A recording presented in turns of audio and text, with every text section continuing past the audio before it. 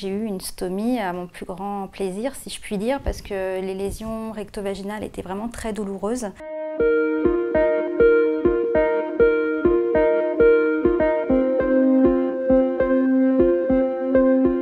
Je m'appelle Morgane, j'ai 44 ans, je suis en nutrition artificielle depuis l'âge de 12 ans et j'ai une iléostomie depuis l'âge de 16 ans. Donc, suite à des lésions de la maladie de Crohn et des fistules recto-vaginales, vers l'âge de 16 ans, le médecin a donc décidé de me mettre une stomie digestive. Et donc le début d'année suivante, j'ai eu une stomie à mon plus grand plaisir, si je puis dire, parce que les lésions recto-vaginales étaient vraiment très douloureuses. Ensuite, il a été dit d'enlever la stomie pour refaire un transit normal, ce que je craignais beaucoup, et au final, ils ont dit que ce serait plus la peine parce que la maladie de Crohn avait atteint l'anus et le rectum et qu'il fallait tout enlever de toute façon et faire l'iléostomie en définitive.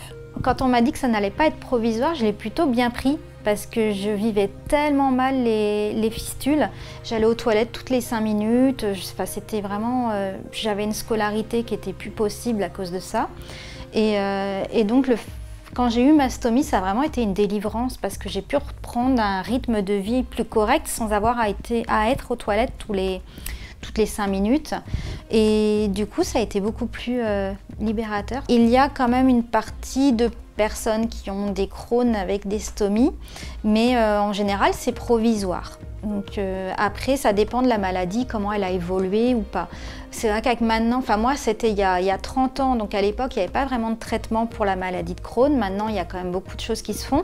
Donc ils arrivent à éviter la stomie, mais bon au bout d'un moment, pour alléger un petit peu la maladie, ils proposent la stomie. Le quotidien d'une personne stomisée, je dirais déjà vider sa poche régulièrement. Lorsqu'on mange un peu trop ou qu'on mange ce qu'il ne faut pas, on va dire, tout ce qui peut accélérer le transit.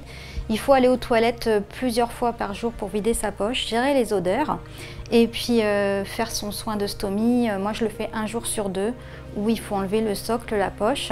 Je fais donc le soin, je nettoie, je mets de la poudre, de la pâte selon comment ma peau se trouve. Il n'y a pas vraiment de contrainte. Moi, j'essaye de cacher un maximum la poche sous les vêtements parce que je n'ai pas envie de m'afficher avec ça. Il y en a qui le font, moi ça me dit rien. Donc voilà, je suis habillée normal avec un jean. Donc vider la poche plusieurs fois par jour. Et puis trouver des vêtements, c'est pas forcément l'idéal. Maillot de bain, enfin voilà, tout ce qu'il faut pour essayer d'avoir un quotidien à peu près correct. Quelquefois gérer les douleurs aussi, parce que le transit peut être ralenti ou accéléré selon si vous faites une période de déshydratation. Et en cas de déshydratation, là par contre c'est plus compliqué. Il faut prendre ce qu'il faut, du sel, du Ceintior, voilà, il faut adapter ses boissons en fonction de son transit. Quand on m'a annoncé que j'allais avoir une stomie donc à l'âge de 16 ans, on m'a présenté l'infirmière stomathérapeute. Donc à l'époque, j'étais à l'hôpital Necker. Elle s'appelle Paul Moisan, une femme adorable qui m'a beaucoup appris, qui a su m'expliquer comment gérer sa peau, comment gérer les produits, quel matériel était le plus adapté. Et elle a passé beaucoup de temps avec moi à montrer, que ce soit sur des schémas, enfin voilà. Elle m'a présenté aussi d'autres patients, voir comment c'était pour eux le matériel.